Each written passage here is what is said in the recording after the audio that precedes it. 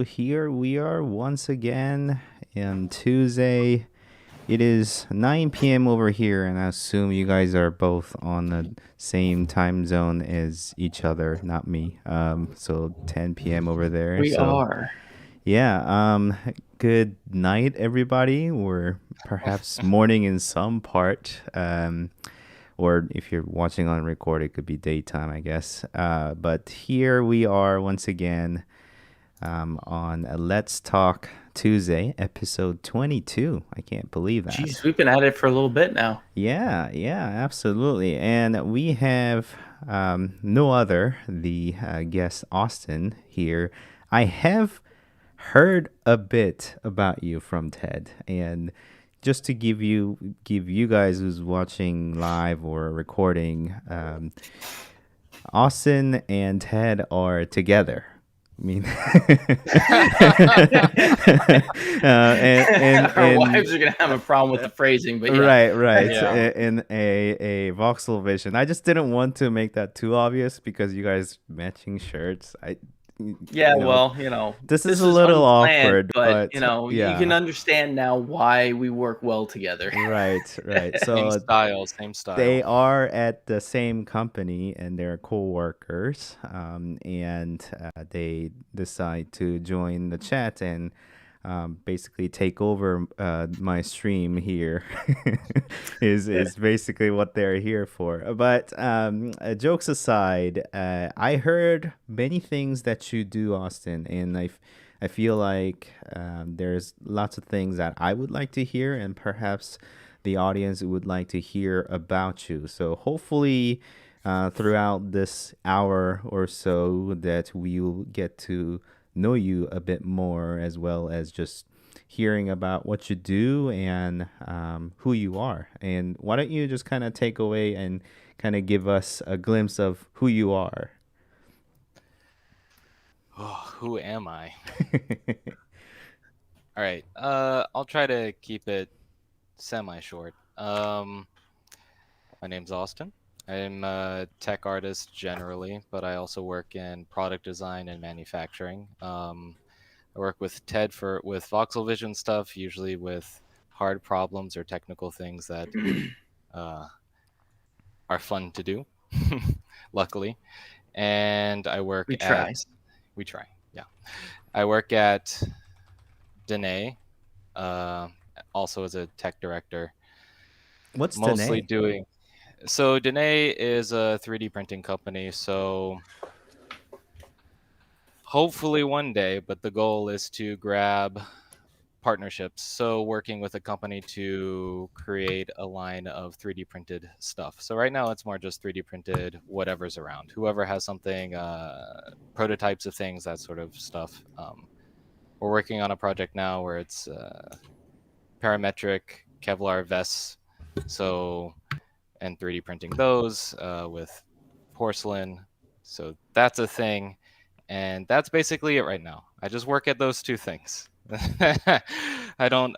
Austin is a man of many hats. Okay. I don't do the past of 5 things, just 2. 2 things with a lot of things interspersed with those things. Well, skillful. Let's put it that way. Yeah, Austin is very reserved about his explanation here. He does all the magic that I don't want to do because it requires the technical knowledge that I don't want to know. Austin has a pretty amazing grasp of programs and I guess now programming. Yeah. More recently, and sort of weaves a really interesting web of technical art and traditional art together. It's really kind of interesting because he's kind of a problem solver. Thanks, Ted. Oh. Weaves the traditional. So yeah. Yeah. I mean, I guess to get a little more in the weeds, I worked at Chaos Group with Ted in the past. I worked at Black & Decker, helping them with their whole VFX / product rendering side. Then I worked with Ted again at another place. Then moved to New York, worked at Averco, which is an interior design firm which does really high-end restaurants. Then moved over to retail interior design / product design stuff, and now just partnered companies. Well, I kind of titled this episode as rendering for product design, and that was just sort of a little brief that you kind of gave me in terms of a few things that you wanted to talk about. And forgive me if I'm wrong, but Voxel Vision has backbone in architectural rendering, perhaps, and but does VFX or other type of rendering, such as product design. Is that sort of a correct statement? Okay, I see the nod. Yeah, absolutely. Yeah. Yeah. And we're working on something right now, but I don't know how much we can talk about it. Right, and I obviously don't want to put you on the spot where you talk about things that you cannot share, and I'm absolutely fine if it is just words or not necessarily something that you can't show us. Then I'm fine with that, but. I want to know a little more about rendering for product design, because obviously it's not something that I've done in my part, because I'm much more heavier on architectural visualization and also my background and my current sort of professionalism is more on the architectural design side rather than the finished product or finished architectural design where we send it out for marketings and such. So it's a bit different, and also I don't get to touch on very nitty gritty VFX and product design sort of thing. So I imagine just ton of detail going on, and also I can't really wrap my head around in terms of VFX. So why don't we start from how you got into that sort of area? College, and then going into Chaos Group. What did you study, if you don't mind asking? Environmental design. Okay. I use my degree very little. And in Chaos Group, you were developing? I did a lot of stuff. That's a continued theme so far. That's more of because of how a Chaos Group works than me, but I did have to learn a lot of stuff there from OSL shading, so I did a little bit of that, making libraries, making artwork for mostly Rhino marketing, because my stuff was never good for the SketchUp stuff, hence why I don't use SketchUp. 3ds Max stuff, trying to integrate V-Ray into other programs or getting it better in those programs like Modo. No idea if it's good in Modo or not, so it's been a while. And doing a lot of customer support. Yeah, that was Chaos. Yeah. Well, so I've got a fun anecdote about your time at Chaos Group, and I don't know if you know this story.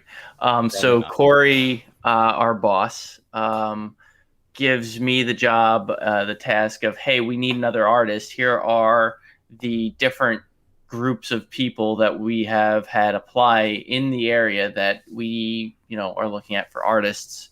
And of the 4 or 5 artists in the area that we got resumes from, Austin's came through across my desk, and I remember distinctly being really interested in hearing more about the 3D printed violin bow. Is that what it's called? Yeah. Bow? Yeah. Because he designed it, he rendered it, he had some pretty good renderings from that. I don't know what they were rendered in. V-Ray. V-Ray? Okay. Back when I thought I knew V-Ray, yeah. Yeah.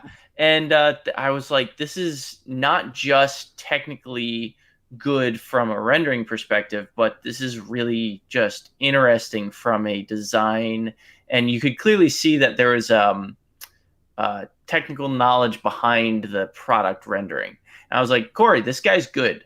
I don't know if he can do art stuff, but he's good. We should probably bring him on board.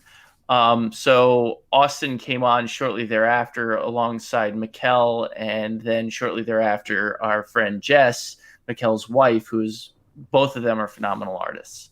So yeah, you three kind of came across my desk, and Corey and Ben and I were all like, yeah, these guys are the ones that we want for our 3D team. So I don't know if that was a good thing or not that we brought you guys into Chaos Group, but I think it was a pretty solid choice. So you guys came on board more as an artist, a technical artist, if yep, you will. That's how I started. Yeah. Yeah. So I knew my tools, and I think Austin knew his tools, and we came on board not knowing a lot about the product, or thinking we knew a lot about the product, and then realizing we knew nothing about the product. Yeah, mostly that. So yeah. And this is quite a few years back, isn't it? Yeah, 2015. 2015. Was it 2015? Yeah. Yeah, 2015. So what did this Violin Bow look like 6 years ago, or how did you come about making it, Austin? If you can jog your memory down. Let me give you my thesis presentation real quick in a to land the job. Yeah, which I was surprised I got it. When I was studying, I was studying digital fabrication as sort of my focus, and on the side I was taking classes for animation, and then at one point I had to choose what to do, and I chose digital fabrication, and ended up not getting a job in anything with that, and going to Chaos Group and working at Chaos Group for animation. But basically, the best violin bows are made out of a wood called Pernambuco. It's mostly endangered now, or just in farms, so it's really hard to get. It's really rare. So I was really interested in the idea of changing mechanical properties through structure. So can you change the structure of something to make it more flexible, less flexible, lighter, heavier, that sort of thing? Can you adjust something like a violin bow to someone's hand? So a year later, I figured it out, kind of. Basically made a whole Grasshopper script that makes a parametric bow based on measurements from your hand, and connected it to a program which I don't know if it exists anymore. I think Autodesk ate it up and then destroyed it, like it does with everything. I mean, not everything, a lot of things. Most things. It's called Monolith, but it was a topological optimization program. So taking all the struts that I make and turning them into the cool, like ooey gooey computational design look. Yep. And printed it and turned it into a bow. So the idea being that you could make a bow that is similar to Pernambuco without having to get there, without destroying the wildlife and to harvest trees. Yeah. Interesting. Yeah, I think that. Huh. Yeah, so I didn't understand half of what he was talking about in the interview, but it was interesting. Is this what he told you during the interview? I don't remember, honestly, but the 3D prints and stuff that he did were really pretty cool. Thanks. But yeah, if you want to know more, you can visit austinpeppel.com. Oh yeah, I still have it up there. I still need to update that website. Well, I'm gonna put it down in the chat. Your website's just gonna have a bunch of hits.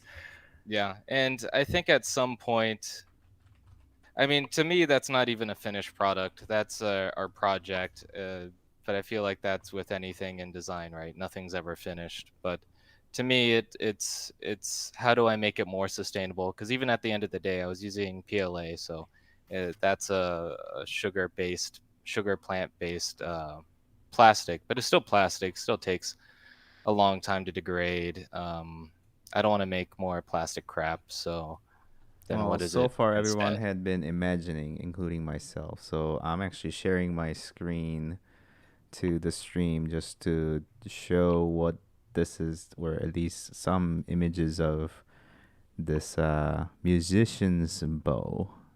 3D printable, customizable musician's bow. Interesting. It's a mouthful. So, Austin, have you built any new 3D printers recently? No. I mean, I had that small side gig a long time ago during Chaos Group where I built the human-sized 3D printer to print people-sized things, and that didn't work out. It was really cool, though. It was. And now I do I have have a 3D printer in here that I built, but it's nothing custom. Well, now I have a big sheet of aluminum in my garage because I don't know what to do with it. I forgot that I gave that to you. I forgot completely that I gave that to Austin you. always had cool stuff in his apartment, and like odds and ends and bits and pieces and things like that. And when I helped him move out, there was a 4-foot by 5-foot sheet of 1/4-inch aluminum. And he was like, well, I'm going to throw it out. I'm like, no, I don't know what I'll use that for, but I'm getting that. We'll figure out how to get that on my car. I'm still haven't figured out what to use for it, but I've got ideas. Just hunk of metal. Well, I'm just snooping around your website, by the way. I haven't even looked at my website in a while. Yeah, I mean, since Ted mentioned it. So this is a little piece here. And I guess somebody playing violin. I'm not going to play that right now. But... Oh, that's me. Back when I had short hair. Wait, that's you? Yeah, that's me 50 pounds lighter and with short hair. Oh, it's nothing good. It was just a quick thing. I have somebody else playing at some point somewhere. It might be up there. Well, she's actually a violin player. She did really good. The Dane prosthetics stuff is pretty interesting, and I think it's obviously it's grown from just like prosthetics, but yeah, I built that thing. Yeah, from scratch, from parts and pieces. That's pretty cool. All those are renders, and then those are some of those are prints. Yeah. Marketing stuff. I did a UE4 semi-product maker thing where you could switch different covers and change really limited parameters, because at the time I didn't know how to do that well in UE4, and now I just build my own programs to do it. But yeah, so Austin's gone from just artist to, programmer and blending the two. Right. So, I mean, oftentimes I am in sort of like the bridge between architect and more like a technical software side, and I try to close that gap is what I kind of put myself out there as. But looks like on the world of rendering and programming, Austin's out there just closing that gap there. Is there any other thing that you want to kind of showcase, or should I click on something else over here? Oh man, I didn't know we were put him on the spot. So here's a question, Austin. While you're looking, while you're stressing out about finding something, so for architects and viz artists who primarily focus on architecture, what would you say the biggest kind of hurdles are bridging the gap between what we do as 3D artists for architecture and what you primarily do as a 3D artist for product rendering and product development? What would you say are kind of the big hurdles there, variations? I think the similarity is fast output when things aren't complete, right? So I guess that would be, oh no, it's been a while, SDs for interior design and stuff like that. When you don't know what anything is, people are throwing things against the wall. You got to do that. Same with product quick design. iteration. Yeah, quick iteration. But then I think when it comes to output, photoreal is different. And the expectations of clients when it comes to photoreal is different. So a lot of clients, or in my experience at least, when it comes to interiors and what a photoreal image for an interior is, you have some leeway. We might look at it and be like, it's not photoreal enough, the lighting has to change a little bit. Did you see that corner over there? It's like the floor for some reason has like that gap between the floor and the wall, or like any of those things pop up and a client's not going to notice it. But when it comes to product design, they notice everything. There is no leeway when it comes to that sort of work, and especially when it comes to photoreal. Like photoreal is photoreal. It's got to look like a photo. It's easier to do when it's a product usually because you're working on one thing. Not environment around you. Yeah, not a building plus all the chairs and all the furniture and all the plants and or trying to get it to work in context. Yeah, or getting people that don't look creepy. Yeah. So let me just kind of jog back to photoreal. So like I argued this a lot, and I personally promote this concept of conceptual rendering, which is the title that I'm gonna present for the Envision as well. But conceptual rendering is the opposite of a photoreal, if you will, and it is to kind of enhance the process of a quick iterative designs and to kind of help you design process rather than looking photoreal. But I feel like in architecture and also in interior design, the photorealism or hyperrealism is kind of used in the wrong way. And I'll kind of use an example of like color bleeding. In real life, color bleeding happens, and it's something that you're just gonna have to take.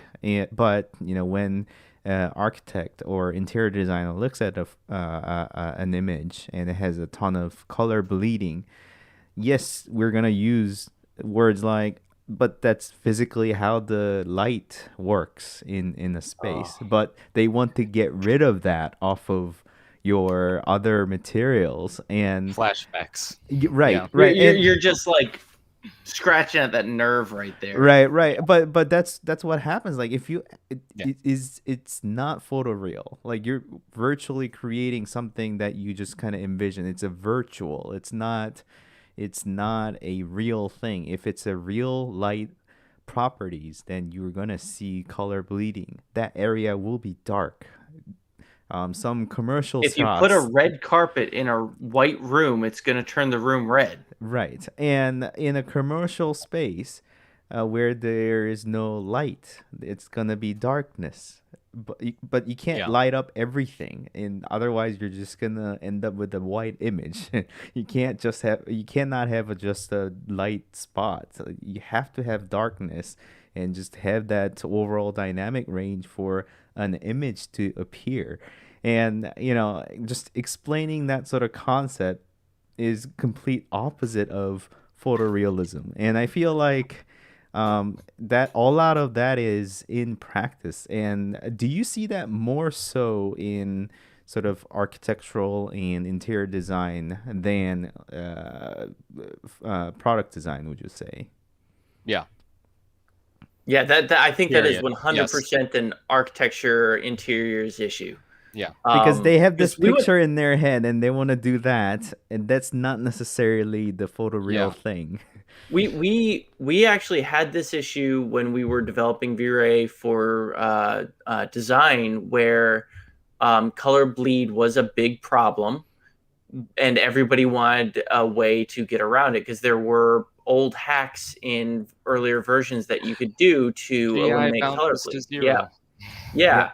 And it was one of those things where we were like, well, that's not physically accurate, so it's going to be a fake rendering. So, and there was a lot of fight between artists and developers on whether or not that should be a function that's available to get rid of that color bleed. I still don't. I mean, there are times when you want to to allow that color bleed to happen, and then there are other times where you want to fake it because it just looks bad, and the architect says, "I don't like it. Make it different," and you're like, "Okay, I'll do it." Well, in Max, you just use a material wrapper and take the GI bounce off of it from a specific object, but I don't know how you do it in SketchUp. I mean, the things that the terminology that's or things that we go through as just a 3D modeler in general is like either Revit or SketchUp. It's a Z fighting, you know. It's just a thing, and like when you put a surface, you're gonna have Z fighting where faces jitter. For those of you who don't know what Z fighting is, like when you put down two surfaces on the same exact plane, as you orbit and zoom, they just jitter on top of each other because the software doesn't know which one to show. And like often you just tell your client or your colleague who doesn't understand 3D modeling, it's like it's just a Revit thing or it's just a SketchUp thing. But like, and see, I argue against that all the time. I'm like, well, in real life, you don't just have two surfaces existing in the same area. Your wood goes on top of your concrete floor, so you have to extrude up. Yes, I've tried to tell people that before. Yeah, it doesn't work. I mean, I'm not going to name the company. I've worked with people in the past where they provide me a model and maybe there's a normal issue, like an issue with the normals, but they think I'm talking about an issue that is normal. Right, the terminologies, right? And then to explain that, I'm just like, 10 minutes later, I'm like, you know what? This was probably not worth the time that we did this. I'll talk to you about it over a beer or something, but I'll just fix it. Don't worry about it. Right. And the times that people think, you know, the lines on the surface, just like let's say curtain wall system on a building on SketchUp, like they drew all of these lines carefully as a grid and then hoping that that's gonna show up on the rendering. It's a line on SketchUp. It doesn't render. Like you have to I remember that. Yeah, the things that you have to go through as someone who try to close these gaps, right? So yeah, we fielded so many questions like that in the forums and in our help ticketing system. Oh my gosh. Yes. It was just every day at least a dozen. Like when you put a carpet without a thickness on top of a concrete, why doesn't carpet show up? Well, where do I start? I never minded those ones because someone's probably using the program. They might be new, and they don't know. That's they fine. Don't know. I can like send that to them. It's super quick, out of the way. I always had issues when it was actually a bug, and then you're sitting there for an hour and you're like, oh no. Yeah, I can't fix this. Yeah, I'm really sorry. I think that's a bug. I'll document that and refer it to a developer. I apologize. Yes. Yeah. Well, I mean, it is what it is. Yeah, it is. But it's one of those things where you just want to give the customer, the client, the best possible response. And there were times, and this is with any piece of software, there are going to be times where the response is, yeah, I don't know, that's a bug. Mm-hmm. And you figure out what it is and you try and fix it, and that's all you can do. But the biggest problem I see amongst firms and artists, and we're starting to see kind of the gap between architect, designer, and 3D artist kind of shrink, because a lot of the programs are allowing you to understand rendering a little bit more simply. Yeah, I think people are starting to get the hang of, oh, I want to add a simple bump map or a normal map to this thing. That's been, you know, in my experience, it's been training the people who know absolutely nothing about it. It's just a hard thing to do, to go from thinking about plan, elevation, section, detail to thinking in full 3D element. That's a hard thing to wrap your head around. I still struggle to wrap my head around normal map or something I like default to Austin on this. yeah, and like I don't want to IOR explain value. normal. I'm like, what the heck is IOR value? Like, You don't need to know IRR why value. is there a different type of reflection methods like Fresnel GGX, and yeah, like why is there so many? Can I just not make it more reflective? Like that's all I'm trying to do. And why do I have to reduce the value when I want it to be more reflective? Like it just and when it is more reflective, it takes more time to render. That was like another difficult one to grasp the concept of when I first started using V-Ray and like all of those technical things and the hoops that as an And that's, architectural designer had to you go don't want to through. know. Yeah, you don't want want to to know. You just want to slide the thing and then just make it work, make better. or draw the thing that's in my head that's supposedly realistic, right? So I feel like, and Austin, you might be able to better speak to this, to kind of bring this back to product rendering. I feel like the parallels between hyperrealism in architecture and hyperrealism in product design, you know, I think it was bunk speed hypershot was it what it was when it came out. I think it's just hypershot now. Have you ever used that, Austin? Before my time. Sorry, hypershot was kind of like a game changer when it came to product rendering when I was in college. What about Keyshot? Oh, that's what it turned into. It turned into Keyshot. Yeah. Bunk speed hypershot became Keyshot. That's what it was. And Keyshot was like the designer's tool to make things look real. And it does a really good job of doing that because it's got a bunch of materials like ready to go. You drop them in. As long as your geometry looks good, it looked great. It was a solid tool, but I feel like the bridge from that to the hyperrealism that you get out of something like Max is very similar to the bridge between something that you would do in V-Ray for SketchUp, Enscape for SketchUp, or any of the architectural stuff to Max is the same kind of thing. Everybody does the 90%, but the last 10% to get it looking really amazing is the hardest. That last 10% is the most difficult. But yeah, these guys get pretty close to. Yeah, when it comes to product. And it's fast. So it's really fast. It's very GPU based depending on. Is it? Okay. Yeah. But it's really good. I don't like it because it doesn't give you everything that I would want. That's because you know too much, Austin. But when it comes to working with people, like when you're the artist within a design group, it's amazing because there's no longer a question about what something should generally be. It shows design intent really quickly. So if somebody's like, oh, this is a matte plastic, this is this thing, and then also a designer's working on it and they can see when there's a model problem or a texture problem or this is actually not as seamless as I want, but it's got to be this material or this texture map or whatever.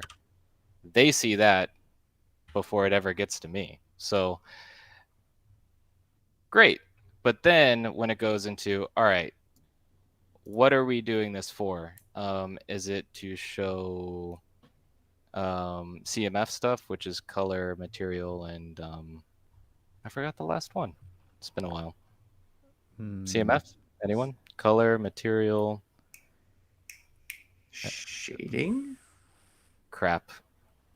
Well, it's something. Someone will color, look it up. material, and crap. Okay. That can be done really quickly, but then if it's going to be marketing rendering, Keyshot can do some of that. It can do the spin with an exploded axon kind of look. But then if it goes into, oh, now we're going to do water dripping from an iPhone, you know, it can't really do that. You can import some stuff, but then you'd have to know like water real dropping. flow or something and then like bring it in, and it's a hassle to do it in Keyshot once you start doing some. So would you reckon stuff. that, you know, they took a shot of a model and then basically Keyshot render this earbud on. Would you say that's how people here would have gone about? Photoshop it on, yeah. Right. Yeah, just plop it on, do a lot of work. I mean, I remember at Black & Decker, they were using Keyshot for most things, and I had to learn Keyshot to figure out some of the workflow. A lot of these companies have a whole post crew. Mm-hmm. So they have an image of a guy holding nothing, but it's supposed to be a drill, right? Keyshot render, and like 3 other people touch it, Photoshop all over it, and just make it fit. Mm-hmm. So I remember there were times there where I have 30 minutes because it's got to go to them for post, because then it's going to go into a magazine, or there's like whatever deadline. So I'm just not making the best render in the world here, and You just got to make it work.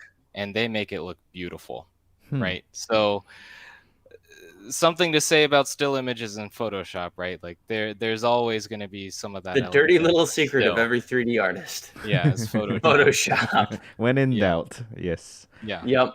Absolutely. But what is it? In the words of Arky9, do it in post. Yes. Do it in post. Do it in post. For VFX and your personal choice of software, what would you recommend? Perhaps some others who wants to dive a bit deeper inside of product design and product rendering, what would be your choice? Specifically? I'd say just go get Blender. I mean, I use Max. I use V-Ray for Max because I know. Whoa! I never thought I'd hear you say that. But just go get Blender. Yeah, I mean, go learn Blender. It's getting better. UE4 Epic Games has shoved a lot of money into it. They're gonna put even more into it. Studios are adopting it, so even if it's not just and so even if it's not just for product rendering, you want to go to a studio, it's free. They don't mind. Most studios won't mind that you're using that. It might not have the ecosystem with scripting that a lot of companies have, which is why they stay using Max or stay using Maya. It's because they don't want to update 1,000 scripts in their entire pipeline for it. But Blender has workflows to just go take it to Max or take it to Maya. So yeah, educate me here. Blender, and you mentioned UE4. They're 2 different things, aren't they? Yeah. So UE4 is a program, I guess, by Epic Games. Right. Unreal Engine 4. Yeah. Epic Games does like a mega grant and a bunch of, I guess, just money giveaways for people to developers to make products. I guess the side effect to that is that, of course, they have a lot of compatibility for UE4. So things like Blender. I think there's a lot of scripts in UE4 now for taking really specific and complex things from Maya over with like vector warping and vector grids and that kind of stuff. Well, now Blender has that. Why does it have it? Is UE4 associated with Blender? No. They gave them some money, but that's just gave them money. Oh, really? Okay. Yeah. Okay. Blender is still completely its own company. Yep. Okay. I was like, wait, what's going on? No, they didn't Did I miss something? But it's all open source still. Like nothing has changed in that front. And I don't they're one company who's like open source for life, and I believe them. Yeah. Supposedly, yes. Okay. And Epic Games is pretty open source too, but I would consider that more of an iffy thing. As with all large companies. I mean, they make their Epic Games makes their money with Unreal Engine through their royalties, and when you make money, they make money too. So and Fortnite. So and Fortnite. And so. Fortnite. But they're still a company with shareholders, just to throw that out there. So who knows? I mean, it's always nice when a company's like, oh, let's make Blender better, or let's give developers money. But the caveat is always so that they're better suited for us, right? So That's the deal. So would you say the Blender and Unreal Engine 4 is a good mix to get some results that they want? Oh yeah. Okay. Yeah. Oh yeah. They're both free. They Oh, that's right. both have They're a both steep free. Yes. learning curve. Yeah. But they've got a ton of learning resources online. Yeah, but you can learn whatever you want online. And Blender is also getting a workflow that is more industry specific, or more industry relatable, I guess. Yeah. Less the tinkerer tool and more the production ready tool. Yeah, I mean, you can pretty much do everything you want to do inside of Blender. Maybe it doesn't do everything as well as something else, but I mean, you want to learn sculpting instead of paying for ZBrush, learn how to sculpt in Blender. You want to learn 3D modeling instead of buying 3ds Max, go learn in Blender. You want, any number of other elements, retopology or I don't know, name it, and you can probably do it in Blender. Maybe not as quickly, maybe not as easily, but yeah, it's cool. I recommend it to everybody too, but you've heard me say that before. So I don't use it, but that would be my suggestion. I see. I mean, I feel like I'm personally just way over from where I like age or have a willpower to learn all of that. But here's what you do. Find a thing, just like who do we have on the show last time who said this? Justin? Justin Geis. Find one thing to learn and just figure that one thing out. There are so many like sit down, learn one thing tutorials. I think Ducky 3D does a ton of them.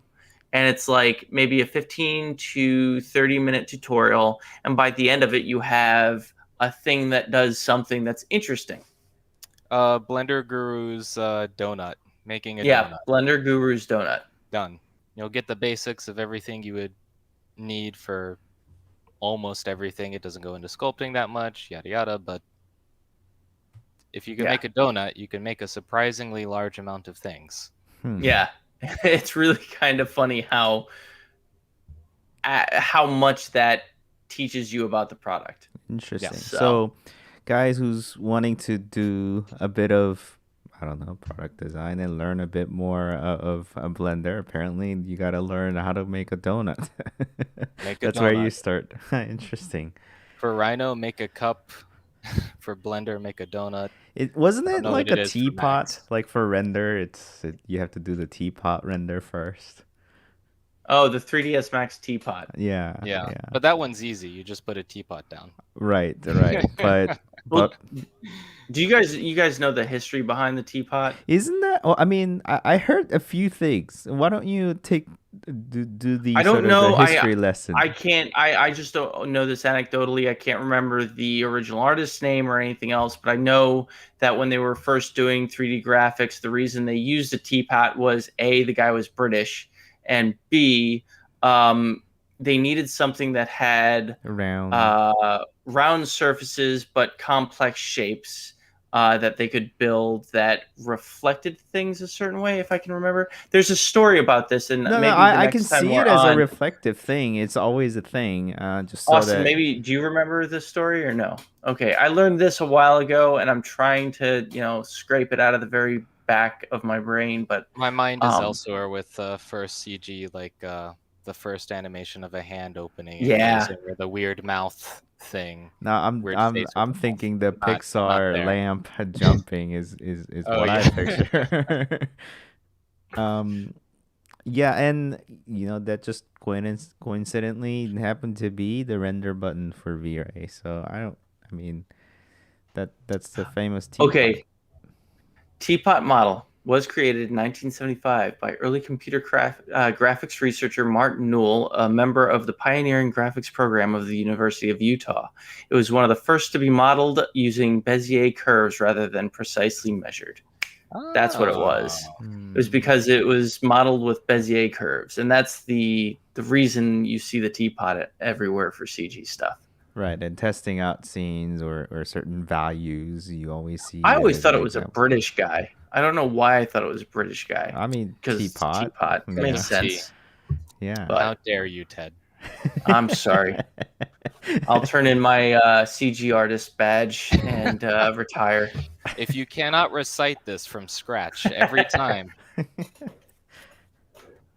no dice. Is there some screenshot or anything that you can show us, Austin, to put you on the spot? Yeah, you're supposed to be looking for something. Oh, I just kept talking. I sent some stuff about the demo reel that we're putting together. I mean, I wasn't sure how much of that I could show. All that's fine. Okay. Well, all of that's good. Do you want to just share your screen so you drive? I could. My monitor is super wide. Oh. Well, why don't we jump on the next call since this call is about to finish. We have another one. So I'll quickly jump on that. I don't have to disconnect this one. Before we do, Austin, are you aware of the multiple call thing? Have we explained this to you? We're cheap, but I think I can figure it out. Yeah, we're cheap, so we don't buy software, and we've made 2 consecutive Google things. So we're gonna jump over there. CG artist ever. Yes. I've never done this before in my life. I don't know what you're talking about. I only have 12 emails. All right, I'm jumping over. Me too. All right.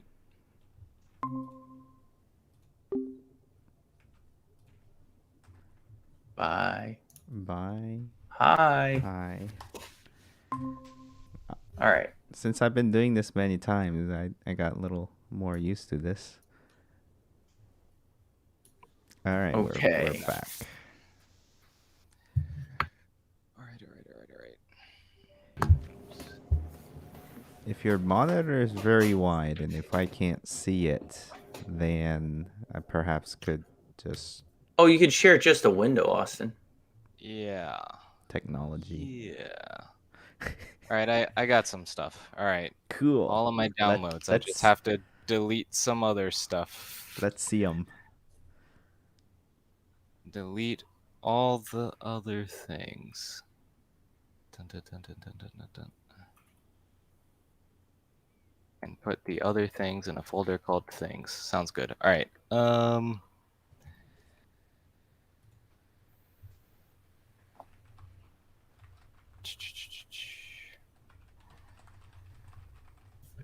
man. No pressure. Present but lots now. of pressure. A window. Photos. Share. Yay. Hey. We got screen sharing working. I like the color. So this is a bit of fabric and... So this is a paddleboard from Red Paddle Company.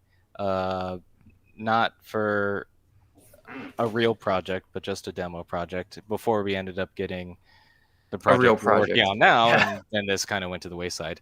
But these are all basically look dev images for an animation, which I have a little bit for like, water drops falling down the side of it, and there's an animation of it on the beach with the waves crashing and that kind of thing. But we can go through some of this. But I'm just curious. Like when you come up with these sort of composition or the way you're gonna lay things out, is this just all on your own, or do you have sort of a talk within your team or anybody else with it? In this instance, it was all Austin. No, we always talk about everything. I hate I'll put something together and I'll be like, "Hey Ted, is this good?" And then Ted just gives you thumbs up, and then you just move on. Sometimes, not every time. But for this, I mean, the end goal weren't stills, so this is more just look at these details. Yeah. Like maybe there's stills for for the page or wherever the demo is hosted as the demo reel with the whole animation, and then oh look, there's some stills of it, but not necessarily of the actual animation. So then the entire board. And I mean, to talk through some of the process of it, looks simple, right? But at the end of the day, there is a lot of simulation involved. So I inflated it. It's a pretty complex shape to be working on too. So, and this is mostly done because of the animation, the goals of the animation, right? So the entire thing was inflated with Tyflow. So I used Tyflow and Max for this, rendered in V-Ray. Well, before you go on, what is Tyflow, Austin? Thank you. Tyflow, for those who don't know it. Sorry. Tyflow is like X particles or any other particle-ish program, except more hip. Hey Austin, what is X particle? Okay, so X particles is a program that does particle simulation. That's it. So okay, that one I understood. Thank you. Yes. Yeah. Sorry. Max has a bunch of stuff built in, and Max's stuff is actually pretty good. Maya's stuff with Bifrost is amazing. But Tyflow has some really cool connections to PhysX and GPU cards specifically. Like if you want to make a boat float, you can just tell it, hey, you float, and then in real time can make it float. So it takes some stuff from real-time game engines and throws it in, and then if you want it to be super realistic, you up the quality, and then you're chugging along and not getting anything for 3 days to get a simulation going. But you can knock it down a lot, and then it's running similar to how a simulation of how a boat would float in a game engine at real time, right? Nice. So that's why I like using it, so I can get fast feedback. I guess the downside is, and same with any cloth simulation, is that when you have low samples, the things mesh into each other and explode immediately. Oh. Fun. But anyway, so a lot of these are Tyflow objects. So I don't know if you can see my mouse. Oh yeah, you can. So like the straps are simulated cloth Tyflow objects with a certain amount of stretch and give. So as something inflates, this is, folded in and will stretch out. And this is interesting. Yeah. So fun. And also as a Tyflow object, I can do other Tyflow things to it really easily. Like I made a script for sort of like condensation falling down the side with like water droplets that eat up condensation. I have a little bit to show from that, and I think there's a still for that too. And these are all details. So other than Max, I use Substance Painter, which now that Adobe ate that and made it more expensive, probably going to switch to something else. Probably a Quixel mixer or something like that. But all this was painted out in that. So one of the things that I want to point out here I'm an avid surfer, paddler. I have not this particular company's paddleboard, but a similar paddleboard that is inflatable that we use. The attention to detail, like the stitching and the bump, and like details like how the raised the fabric is and the slight wrinkle that goes on the fabric. These things I am always fascinated with because they are details that I don't ever think about, or how they go into something. how to do. Yeah. I mean, I am incredibly fascinated about this because, I mean, it looks such a simple thing, but the amount of sort of thoughtful or thoughts that's gone in to consider for those type of detail. I mean, it's incredible. Yeah. And it's optimized for animation too, right? So like the stitches aren't what most people would do when you want to make really nice furniture and stuff like that, is you model out the stitches. We can't really do that with an animation. If we do that for everything, that's just way too many polys or something that I've been rendering at very high quality in the past and took, the render nodes 2 weeks on one scene. But,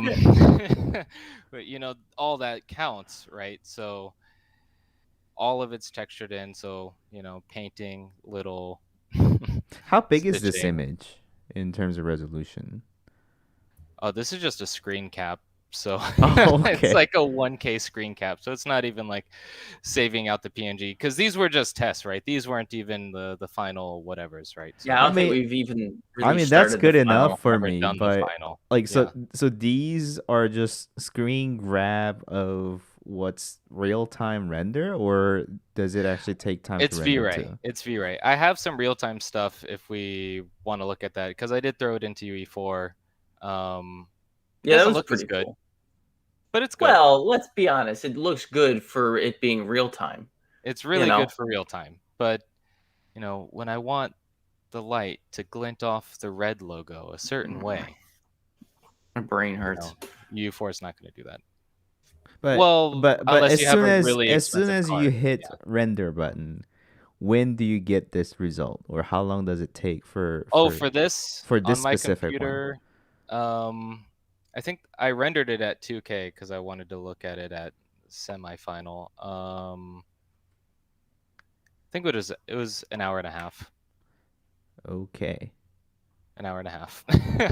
That's not actually that bad. It is really not that bad, but it does give me some flashbacks to my. But also, college days. don't forget the Austin's machine is what you've got a.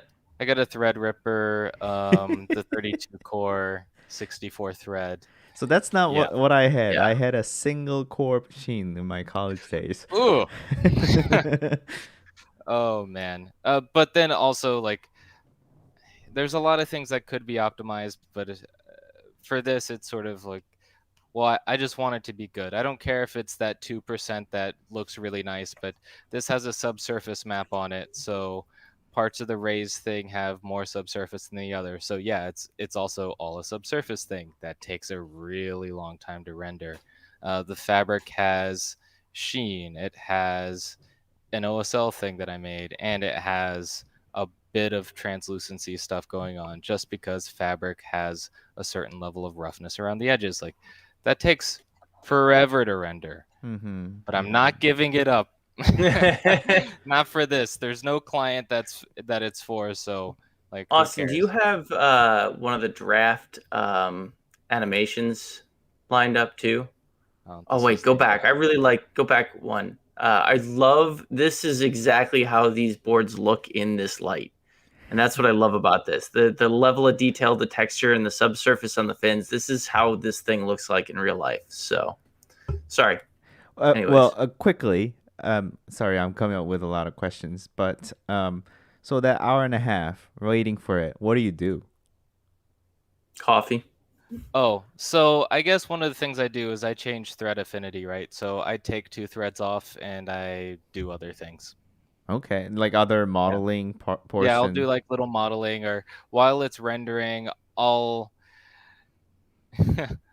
see something and be like, I got to tweak that, and I'll just start tweaking it, but let it render, because it's not that important to see it immediately, right? That's what real time or RT stuff is for, right? But I'll just model other stuff, or I work from home now, so go for a walk, make lunch, watch YouTube. Yeah, hitting the render button before lunch is a very wise thing to do. That's something I learned. It's the prime time. Yes. Like I'll be working on something and I'll be like, I kind of want to see this, and then I'll check the clock and I'm like, in 30 minutes. Okay. And I just keep working on something else. Yeah. A still from the animation for like water droplets coming down, and I have that somewhere. This is sort of just the wireframe of the particle system for it. I wonder if it's going to have an issue for me to play anything. Yeah, maybe I have to share again. Well, what for the animation or the sound? Oh yeah, you have to share a new window. Oh, I see. Yeah. Oh, which one is it? People are probably going to see this at every 3 frames, but so like look dev for how do these water droplets come down and the streaking of it. So say like here. I don't know how easy it is to see, but water droplets, as they come down, they delete other particles that are the condensation particles and that kind of work, which is always fun. Gosh, the amount of things. And then I don't want to go. Oh, I do have a real-time thing downloaded. Oh, you're in for a treat. Yes. Boom, I can do it like this. So then this was in UE4. I didn't spend too much time on this, but I threw the whole object in, the whole model in, and just went through to. Oh, okay. So you're just flipping and Just wanted to see the quality, right? Like what level of detail you can get out of it. Yeah. right. And so I was pretty happy with most of it, but the main issue to me is that there's a difference in roughness or glossiness or whatever you want to call it, right? So when you want to get things looking pretty rough, it doesn't do an amazing job of it. Fabrics where maybe in V-Ray you can just say, oh yeah, it's just a fall off, or it's got a barely there reflection and it's really pulled down on the gloss, or now there's sheen, or like any of these other things to do with it. Real time just doesn't do that.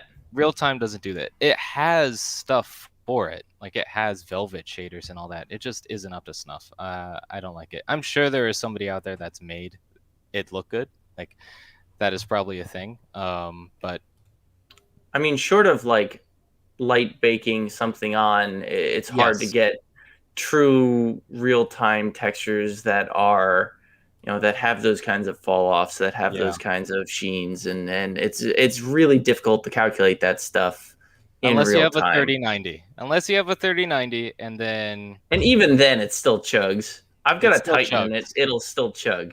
Still chugs. So part of the animation where like how the fins form, right? So that's part of it too. Wow. Hopefully one day you'll get to see the whole you'll thing. Get to see it, and 2 months after this project is over, I'll jump back onto this. I mean, that's completely like another level from what I can ever achieve. So not true. I think that's also a thing that I think people. It seems really difficult. hard, but it's not. I mean, just like talking about reflection, like all I can say is reflection. But you talk about sheen and also glossiness. Like it's different thing, but it's very technical from at least someone who has some understanding of the rendering world and some of the values. Like I said, like IOR value. Like how do I explain this concept? Like I don't even understand all that well. So it is achievable, and I feel like yes, I can kind of touch on it, but something that is completely beyond me, I feel like. I think I know where you're coming from, and it's one of those things where you don't know until you know, and then once you learn about it, you're like, oh, that makes sense, and you move on to the next thing, and then you go back and you're periodically leveling up, and you're like, I know that thing now, but I don't understand that. That looks scary to me. So I learned the next little thing, and that's kind of just how it goes. I spent 3 days on that trying to figure out how to do it right, and at the end of the day, I found this 2-minute tutorial by someone, and I wish I remembered the name. But it was just like, oh, in Phoenix, did you know it has this property? Because I simulated it in Phoenix FD, right? So did you know it has this property? And just showed, oh, you can sort of have a liquid be attracted to an object. And I didn't know that was even a feature. And then I was like, oh, so I don't have to do all this crazy stuff I was doing. Like I had an object, I had that fin made out, and I was simulating water, like crashing through it and doing all this other stuff, and it was taking forever.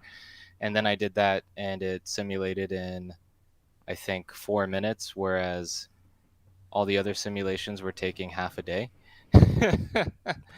It's But Yeah. and it's the it's one of most those simple things thing. like Yeah. you You look don't up and know then until you know. you discover this. Oh yes, that's what it is. Well, uh, do you have any more stacks to go through, or can I shoot away a question perhaps? Question away.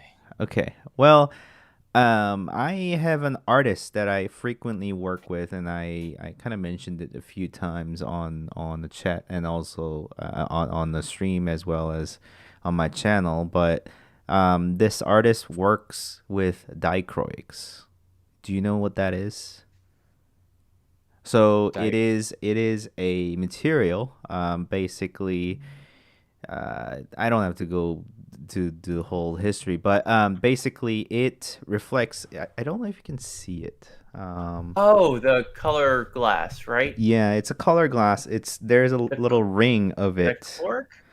but it reflects light in a very different way, and it also the light that emits through. So when the light hits it, it shows one color as a reflection, another color as when it goes through the object or film, and then it shades different ways too. So like it's a very perplexing thing. It's a film basically. It's a Mhm. 3M film, but it just and right now it's just a rotating because it's like a mobile, but it casts one color, it shows us another color, and then it reflects another color. So it's just Are you asking how do you make that? yeah, like how would you make such thing in rendering? Like I've been wondering about this for a long time. Apparently, like you can do something in Cinema 40 for about it, but I've I have attempted this in V-Ray and I just couldn't achieve it. Obviously, You know who knows how to make this? who? Ben. Ben Hurlbutt. We both used to work together at Chaos Group, all three of us. And Ben went down um, the rabbit hole of how to make the caloric glass because he had a project that he was trying to do this. And essentially, there's no easy way to make it, but you essentially tell V-Ray to your refraction color is going to be one color, and then you can force it to have your shadow color another color. I don't remember exactly how he did it, but there was a layer system that he put together that actually did a pretty good job of representing it. I'm curious to hear what Austin has in mind on how to make something like this. Now that I've looked it up, I've actually So here was one of my attempts, and obviously it's nowhere near what I was describing. And at least I got colorful glass. That's pretty much where I ended up at. Because you don't have the change in color between faces, right? I just couldn't get the effect that I was shooting for. So I think Austin had or Ben had to set it up so it randomized between three different colors for the faces, and then the shadow color was dictated by. Um, This is an actual thing. So it looks purple, but it casts yellow shadow, and then when it reflects, it casts another color.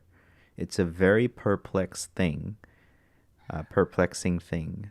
it's almost like a type of a prism. Well, It in that is. case, I would just do it in OSL because in OSL shading you can yeah, you can control control it. that sort of stuff. And I wonder if that just exists already, or any other sort of shading programming language, because you can control light. So then you can just say, the color of the glass is this. You subtract whatever RGB values once it's entered to cast a shadow, and for the reflection, you just reflect everything else, right? I mean, this is off the top of my head, but Yeah, because like I it becomes really complex. So, like if you look at this, it's like pink and like kind of darker pink up here. Sorry, down here, and then as it goes up, it becomes more transparent. But when it is overlapped, it's even more. It's even worse. Like It's like a cyan there, and then reflection is yellow.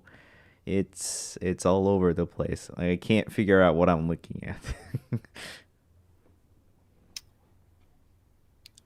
From what I can see, no one's made an OSL shader for it. There's some thin film stuff.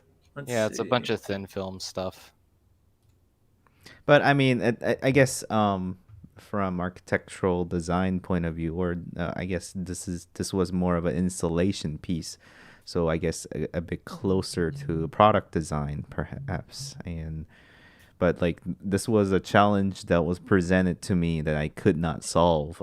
I just resorted to colored glass, and yeah. But since you're so close to that area that I'm not able to achieve, I figured I'd just ask and see if what sort of answer comes up. But write something custom. Yes, write of something course. custom is what I think. But at the same time, I do wonder maybe there is a way to do a wrapper material for it, because at least to get part of it there. There's also a lot of stuff in Max, and maybe there's a similar thing with Cinema 4D, where you can take the direction of objects and use that as an input. So you can say, if my light is over here, this affects my object this way. Mm-hmm. And so and since you can reference lights like that, you can say this light is yellow, but it doesn't affect anything, and so then it gets a reflection like that. But then that's like such a roundabout way to do it. I would probably write an OSL shader. But I don't know if that's the easiest way to do it either. But when it comes to stuff like that, it's like, do I spend the day to do this and never have to do it again? Or do I make some complex shader in Max that every time it updates, or every time I go to a new program or anything like that, it all breaks and I have to do it all over again? Right. Or like, what is the way to do that? Do we like lobby the software companies to make a checkbox that does it for us? Well, the latest link in the Chaos forums is from 2015, when Vlado said, I'll try and get it in, but people say that my UI is too messy as it is. And that's the last Vlado commented on it. So beautiful. I don't everybody's pretty much saying it's an OSL shader. You have to do it in OSL. Well, thanks for giving me a project. Sorry, Austin. I'll send you the Archiglass OSL shader link, and we'll go from there. We got real technical real quick. Now I'm just thinking about ways to do it. Now I already have so many other things to do. Why did you do this to me? Now I have to figure this out. Like, there's no, you don't. No, you don't. But I know that was sort of the closest experience to what you do, for me at least, to challenge, materiality, or like something that I just couldn't achieve, and I did like. Obviously, I can't develop anything custom, and I don't even know what OSL shader is. So, it's something that was relatable. So well, here's the other side of that is the OSL shader is only going to work on a program that reads OSL language, which I don't know if V-Ray for SketchUp does or not. Even in 5? No, no. I kept trying to get that to happen, but it never did, and it's not been updated. It's not cooperative. To do that. I don't think it's a V-Ray problem. I feel like this is something every developer would understand, where it's like, it's not my problem, it's the program's problem. Like, V-Ray doesn't allow us to do this, so I mean, not V-Ray, SketchUp, right? So is what it is. But there's got to be a way. Even for Max, doing anything OSL related as a map or a shader has gotten better the last 2 versions. But before that, if you had one thing wrong, or like maybe your computer had a Windows update accidentally at some point, or maybe you just restarted wrong or accidentally hit the button, or you tapped your computer too hard and like a bit shift somewhere, like it just won't work. Like it won't read the map anymore. It'll talk about paths not being correct, and then you're sitting there for an hour trying to figure out why this thing isn't working that was working before. Or but now it's a lot better. So then to try to put all of that into SketchUp as well, I think Max has the back end for it. So when I need to render something that involves diachroic, all I need to do is just call Voxel Vision and they'll be able to do this, right? Yeah. Call Voxel Vision and I'll call Austin. Yeah.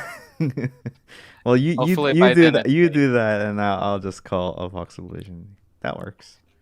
Well, if I make it at any point, I'll just throw it on the website like I throw everything else up.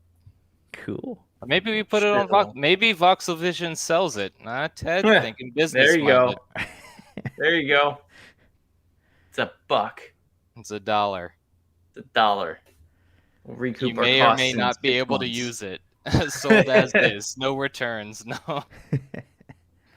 Well, we're well past the 1 hour mark. Oh yeah. Yes, just time flew since we're talking about something we're interested in. Anything else that you want to add before we end our session? Austin, anything? You're the guest. Oh no, I am the guest. No. I mean, this was fun. It's fun to chat about stuff. Now I just want to go make funky colored glass. If anybody else has any problems when it comes to shaders and stuff like that, let Ted know and he'll tell me. Yeah. Well, is there sort of a way to reach you if you have like a Twitter or a social media handle? I have LinkedIn. All right. Either find Austin Peppel on LinkedIn or just reach out to Voxel Vision and Austin will good old info@voxel.vision and it'll get to one of us. I don't have Instagram. I don't have Twitter. I barely have Facebook. I try to stay away from that. It's very much a time sink. Yeah, so Austin's in the dark, but Voxel Vision will save the day. And I'm on all of it, so it's fine. That works. Well, I mean, division of labor. Yeah, I mean, it was highly interesting, the amount of detail. Like, you know, when we talk about bolts and nuts in architecture, it's like, why do you bother with bolts and nuts? But then you're talking about, you know, little creases in fabric and how water droplet it's like consuming the saturation. It's all very interesting, and also like I can't fathom what it will be like to do that, but it was very, very interesting. I think we are going to wrap up here today, and I left the couple of chats on the screen, so anybody who's watching on record would be able to find Austin somehow through Voxel Vision. Yeah, and it was pleasure to have you on today. Thank you so much, Austin. Thank you for having me. Yes. Yeah. It was a blast. And good chat, gentlemen. Ted and me perhaps may return next week around the same time. I think we will. All right, I think we will do that. We'll pick a topic. We'll come up with some sort of topic, or perhaps another guest. We'll see how it goes. But any of you who's watching on live or record will be able to see each other again. So thank you so much, everybody, for watching tonight, and I'll see you next week. Cheers.